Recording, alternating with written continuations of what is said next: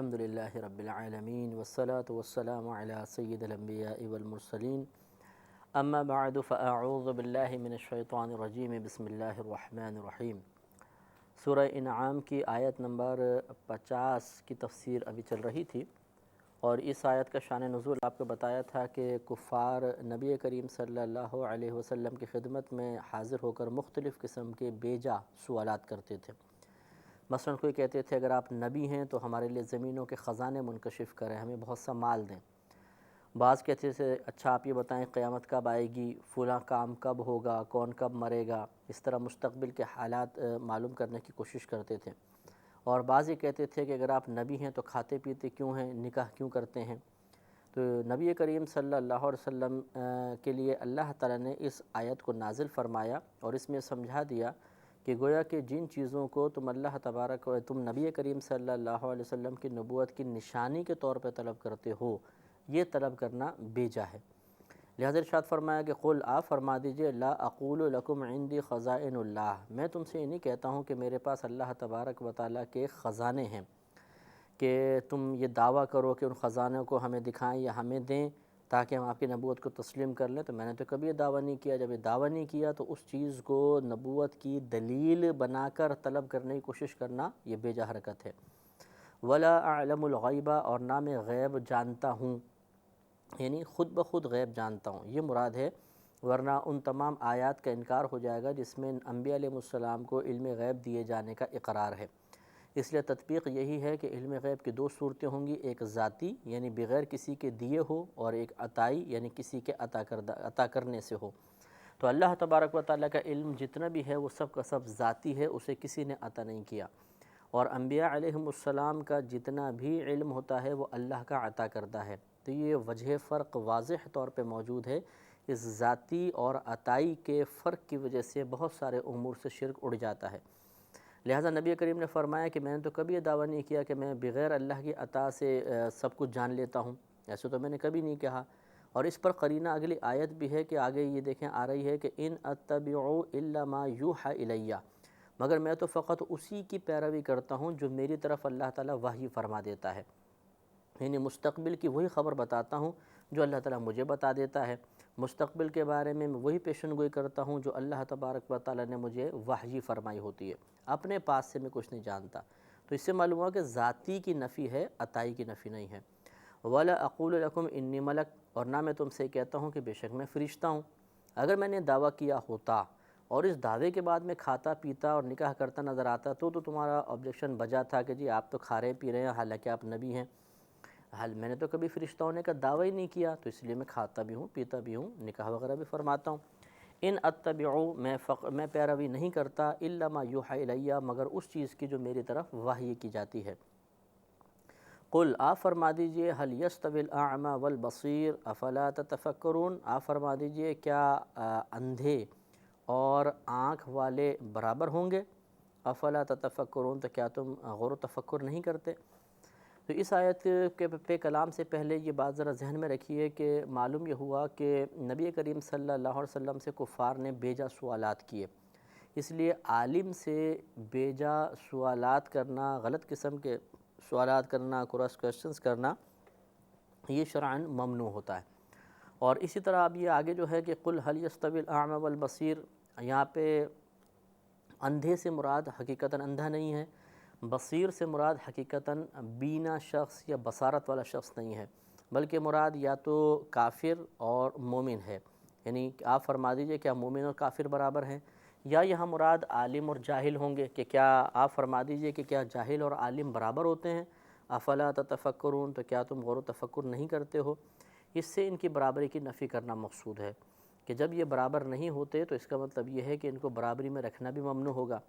ہم عالم اور جاہل کی اگر مثال لیں تو جاہل اور عالم کبھی برابر نہیں ہوتے، لہٰذا ان کے عزت کرنے میں، ان کی خدمت کرنے میں، ان کو درجات کے لائق سمجھنے میں ہمیں تفاوت کرنا ہی ہوگا۔ عابد عابد ہوتا ہے، عالم عالم ہوتا ہے، جاہل جاہل ہوتا ہے، لہذا کوئی بھی جاہل کتنی ہی عبادت کر لے، کتنا ہی کثیر اس کے پاس نیک اعمال کا ذخیرہ ہو جائے، وہ کبھی بھی عالم سے درجات میں نہیں بڑھ سکتا۔ نبی کریم صلی اللہ علیہ وسلم ایک مرتبہ صحابہ کرام کے پاس تشریف لائے تو دیکھا کہ کوئی مباحثہ ہو رہا تھا، کسی بات کے بارے میں بحث ہو رہی تھی۔ تو آپ نے دریافت فرمایا کہ تم کس چیز کے بارے میں بحث کر رہے ہو؟ تو صحابہ کرام نے عرض کیا صلی اللہ علیہ وسلم ہمارا موضوع بحث بنی اسرائیل کے دو شخص ہیں،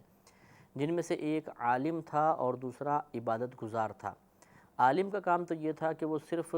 فرض عبادات ادا کرتا اور اس کے بعد لوگوں کو علوم سکھایا کرتا تھا، اور عابد کا طریقہ یہ تھا کہ وہ دن میں نمازیں پڑھتا، رات کو دن میں روزے رکھتا، رات کو اٹھ کے نمازیں پڑھا کرتا تھا، یعنی شدید عبادت کرتا تھا۔ ہماری بحث اس بارے میں ہے کہ ان میں سے افضل کون ہے؟ تو نبی کریم صلی اللہ علیہ وسلم نے فرمایا کہ اس عالم کی عابد پر ایسی ہی فضیلت ہے جیسے میری تمہارے کسی ادنا شخص پر فضیلت ہے۔ تو اب اسلوب کلام آپ دیکھیں کتنا خوبصورت کلام فرمایا کہ یہ بھی فرما سکتے تھے جیسے میری فضیلت تم پر ہے، نہیں بلکہ فرمایا جیسے میری فضیلت تمہارے کسی ادنا شخص پر ہے۔ اور یقینی سی بات ہے کہ اگر ہم یہ چاہیں اس کا شمار کرنا یا مقدار کا اندازہ کرنا کہ نبی کریم صلی اللہ علیہ وسلم کو کسی ادنا درجے کے امتی پہ کتنی فضیلت حاصل ہے، تو اس کا کوئی پیمانہ ہمارے پاس نہیں۔ تو گویا کہ نبی کریم صلی اللہ علیہ وسلم کا مقصود کلام یہ ہے کہ اس عالم کو عابد پر اتنی فضیلت حاصل ہے کہ جس کا کوئی اندازہ نہیں کیا جا سکتا۔ اس لیے آج کے دور میں بہرحال المیہ یہ ہے کہ علماء کی اتنی تعظیم نہیں ہوتی ہے، اتنی قدر نہیں ہوتی ہے جتنا غیر عالم کی اس کی مختلف قسم کے فنون سے وابستگی کی بنا پر عزت ہوتی ہے۔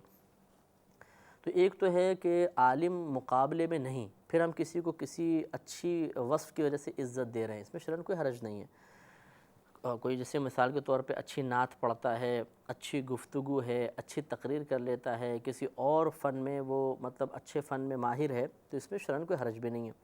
لیکن مسئلہ یہ ہے کہ اگر دونوں جمع ہو جائیں، عالم اور غیر عالم، عابد اور عالم، تو اس صورت میں یقیناً ہمیں اپنے رویے میں ایسی تبدیلی لانی لازم ہوگی کہ ہم عالم کو زیادہ تعظیم دیں اور دوسرے کو اس سے کم دیں، تاکہ عالم کو کسی طریقے سے احساس کمتری نہ ہو اور علم کی قدر و قیمت دیکھنے والوں کی نگاہوں میں کم نہ رہے۔ وَأَنذِرْ بِهِ الَّذِينَ يَخَافُونَ أَن يُحْشَرُوا إِلَىٰ رَبِّهِمْ، اور اس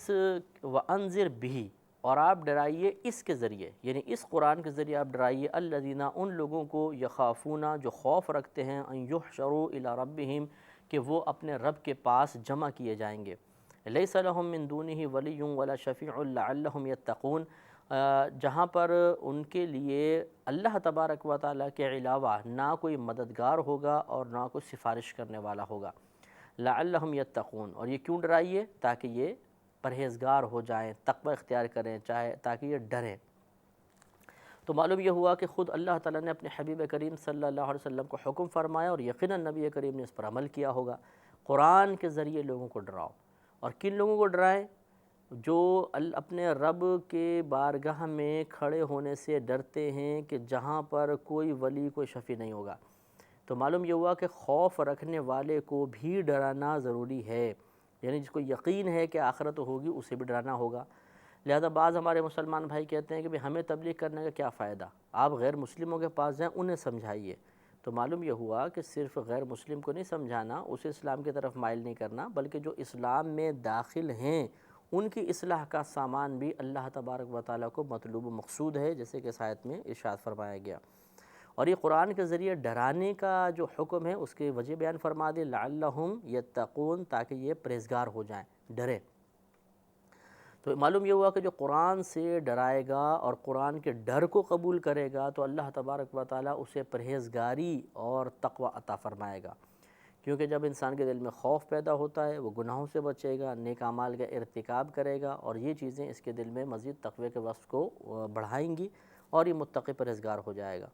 لہذا اس حکم کے مطابق ہمیں بھی عمل کرنا چاہیے، اور قرآن کو بنیاد بنا کر مسلمان بھائیوں کو ڈرا کر آخرت کی طرف مائل کرنے کی کوشش کرنی چاہیے۔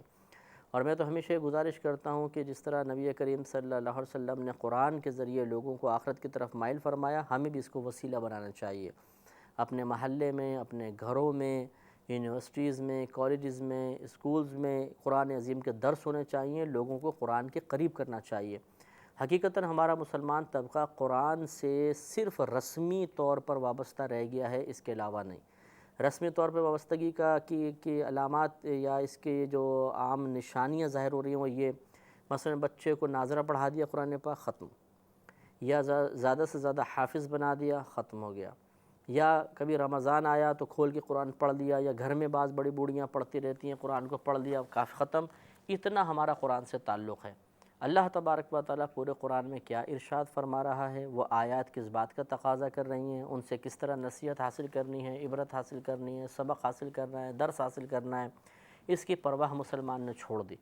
تو جب ہم قرآن سے دور ہو گئے، احادیث کریمہ سے دور ہو گئے، تو پھر معاشرے میں بگاڑ تو پیدا ہونا ہی ہونا ہے۔ تو کوشش یہ کرنی چاہیے کہ ہم اس سے روش کو بدلیں، اس رویے کو تبدیل کریں،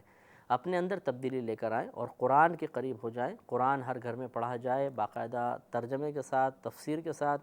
خود پڑھنے کے اگر اتنا موقع نہیں ہے، مہلت نہیں ملتی ہے، تو جیسے یہ تفسیر کا پروگرام ہے، اسے بیٹھ کے غور سے سنیں۔ جب آپ بیٹھ ہی رہیں تو یہ قرآن بھی سامنے کھول لیجئے، جب ہم یہ آیت پڑھتے ہیں تو آپ اس آیت کو غور سے دیکھیں، اس کے ترجمے پہ تفکر کریں اور تفسیر کو غور سے سمجھنے کی کوشش کریں، تو انشاءاللہ بہت برکت ہوگی۔ وَلَا تَطْرُدِ الَّذِينَ يَدْعُونَ رَبَّهُمْ بِالْغَدَاةِ وَالْعَشِيِّ يُرِيدُونَ وَجْهَهُ، اور آپ ان لوگوں کو دور نہ کریں جو اپنے رب کو صبح اور شام کے وقت میں پکارتے ہیں اس کی رضا کا ارادہ کرتے ہوئے،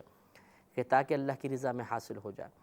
اس کا شان نزول یہ ہے کہ ایک مرتبہ نبی کریم صلی اللہ علیہ وسلم تشریف فرما تھے اور چند غرباء صحابہ آپ کے چاروں طرف جمع تھے، تو کچھ کفار آپ کے پاس حاضر ہوئے جو ذرا مالدار قسم کے تھے۔ انہوں نے کہا کہ اگر آپ ان لوگوں کو اپنے پاس سے دور کر دیں، ہمیں یہ اچھے نہیں لگ رہے ہیں، نفرت ہے ہمیں ان سے، یہ غریب لوگ ہیں، تو پھر ہم آپ کے پاس بیٹھیں گے، آپ کی بات سنیں گے اور آپ پر ایمان لے کر آئیں گے۔ تو نبی کریم صلی اللہ علیہ وسلم نے ان کی تعلیف کے لیے یہ سوچ کر کہ ان لوگوں کے قریب آنے سے دین کو تقویت ملے گی، تو آپ نے ان فقراء کو ذرا دور کرنا چاہا۔ اس پر یہ آیات نازل ہوئیں کہ اللہ تعالیٰ نے ارشاد فرمایا کہ وَلَا تَطْرُدِ الَّذِينَ يَدْعُونَ رَبَّهُمْ بِالْغَدَاةِ وَالْعَشِيِّ، اور آپ ان لوگوں کو دور نہ کیجئے جو اپنے رب کو صبح اور شام پکارتے ہیں، یریدون وجہہ، اس کی رضا کا ارادہ کرتے ہوئے۔ ما علیک من حسابہم من شیء، آپ پر ان کے حساب میں سے کچھ بھی شے نہیں ہے، وَمَن حسابک علیہم من شیء، اور نہ آپ کے حساب میں سے ان پر کوئی شے ہے، یعنی نہ آپ سے ان کے بارے میں کوئی سوال کیا جائے گا، نہ آپ کے بارے میں ان کی کوئی پکڑ گرفت ہوگی۔ فَتَطْرُدَهُمْ فَتَكُونَ مِنَ الظَّالِمِينَ، تو پھر تم اگر انہیں دور کرو گے تو یہ کام انصاف سے بہت دور ہوگا۔ لہذا ان غرباء پہ شفقت فرمائیں، رحمت فرمائیں۔ باقی اگر یہ ایمان لاتے ہیں تو بہت اچھی بات ہے، نہیں لاتے، یہ بڑے کفار یعنی مالدار کفار ایمان نہیں لے کر آتے، تو آپ سے کوئی اس کا حساب نہیں لیا جائے گا۔ وَكَذَلِكَ فَتَنَّا بَعْضَهُمْ بِبَعْضٍ لِيَقُولُوا هَؤُلَاءِ مَنَّ اللَّهُ عَلَيْهِمْ مِنْ بَيْنِنَا، اور ہم نے ان میں سے ایک کو دوسرے کے لیے باعث فتنہ بنا دیا، تاکہ کہیں وہ لوگ جو کافر لوگ جو ہیں محتاج مسلمانوں کو دیکھ کر یوں کہیں کہ ہاؤلاء، یہ وہ لوگ ہیں کہ من اللہ علیہم من بیننا، کہ جن پر اللہ تبارک و تعالیٰ نے ہمارے درمیان میں سے احسان فرمایا۔ الیس اللہ باعلم بالشاکرین، کہ اللہ تعالیٰ حق ماننے والوں کو اچھی طرح نہیں جانتا۔ تو گویا کہ اللہ نے ارشاد فرمایا کہ ان میں سے بعض کو بعض کے لیے ہم نے فتنہ بنا دیا، یعنی کہ آزمائش بنا دیا ہے، جس طرح غرباء کو امراء کے لیے آزمائش بنا دیا تھا کہ وہ ان کو دیکھ کے سمجھتے تھے کہ اگر یہ حق پر ہوتے تو ہماری طرح مالدار ہوتے، اللہ تعالیٰ انہیں بھی آسائشیں دیتا۔ اس کا مطلب یہ ہے کہ یہ حق پر نہیں ہے، یہ غلط مذہب ہے معاذ اللہ۔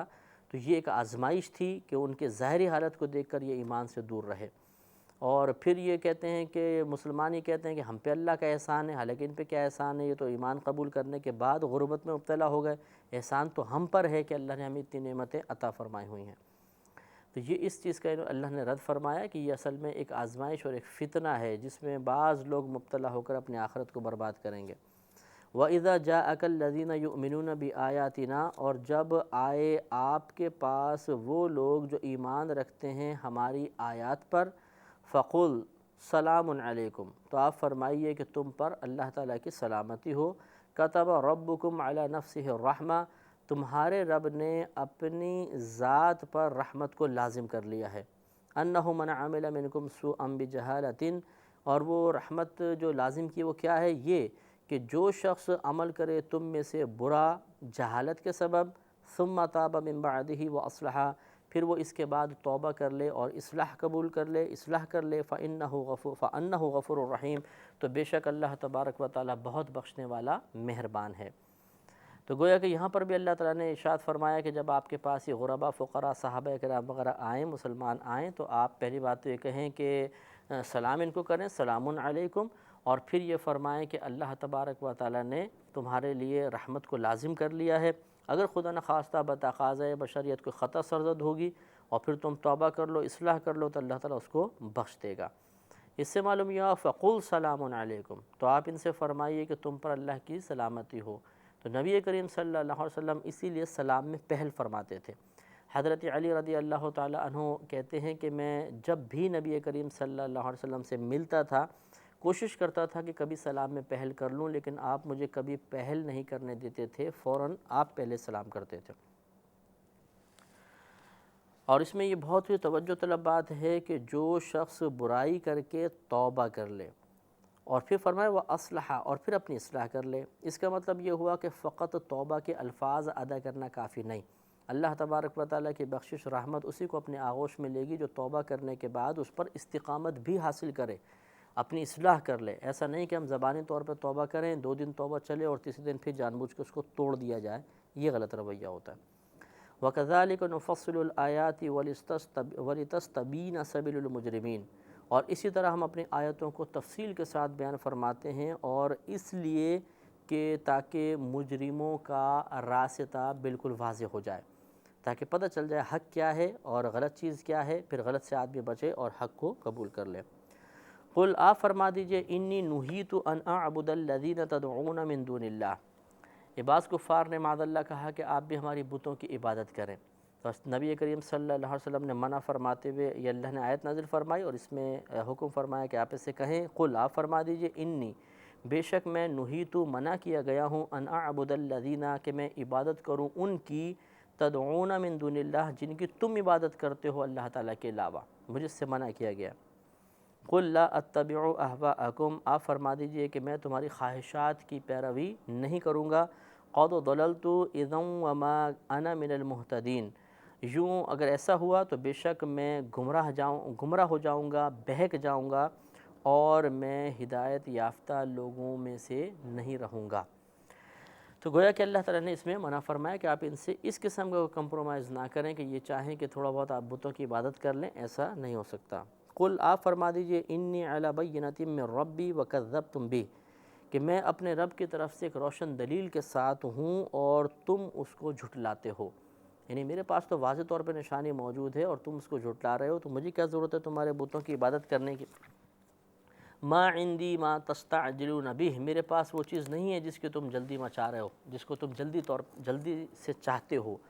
یہ اصل میں کفار کے جواب میں آپ نے فرمایا، کفار کہتے تھے اگر آپ یہ کہتے ہیں کہ نافرمانوں پر عذاب نازل ہوتا ہے تو آپ جلدی سے وہ عذاب لے آئیے، تو اس پر نبی کریم نے فرمایا اللہ کے حکم سے کہ میرے پاس وہ چیز نہیں ہے جس کی تم جلدی کرتے ہو، ان الحکم الا للہ، کہ محض حکم تو صرف حکم تو اللہ کے لیے ہی ہے، اللہ تب چاہے گا عذاب نازل فرما دے گا۔ یقص الحق، وہ تم میں حق بیان فرماتا ہے، وہو خیر الفاصلین، اور وہ فیصلہ کرنے والوں میں سے سب سے بہتر ہے۔ قل لو ان عندی ما تستعجلون بہ، آپ فرما دیجئے کہ اگر بے شک میرے پاس وہ چیز ہوتی جس کی تم جلدی کر رہے ہو، یعنی عذاب، لقضی الامر بینی وبینکم، تو ضرور ضرور معاملہ پورا کر دیا جاتا میرے درمیان اور تمہارے درمیان۔ یعنی گویا کہ نبی کریم صلی اللہ علیہ وسلم کا مقصود کلام یہ تھا کہ اللہ کی عطا سے کہ آپ نے فرمایا کہ اگر میرے پاس وہ چیز ہوتی کہ یعنی عذاب وغیرہ ہوتا، تو پھر اگر تم اللہ کی نافرمانی کرتے تو پھر میں تمہیں ذرا بھی مہلت نہ دیتا بلکہ تم پر وہ عذاب نازل ہو جاتا۔